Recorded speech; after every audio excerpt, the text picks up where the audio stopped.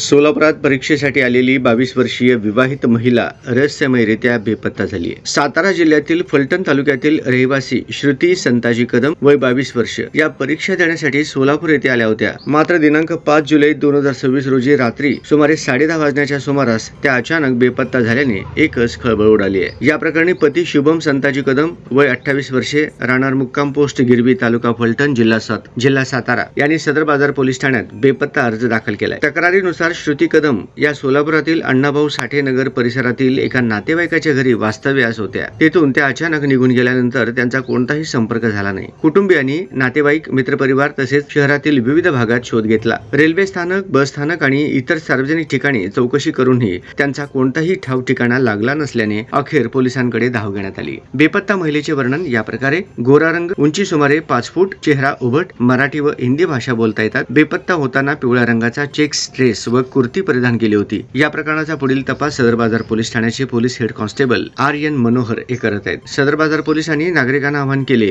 की श्रुती कदम यांच्याबाबत कोणतीही माहिती मिळाल्यास तात्काळ सदर बाजार पोलीस ठाण्याशी किंवा जवळच्या पोलीस ठाण्याशी संपर्क साधावा।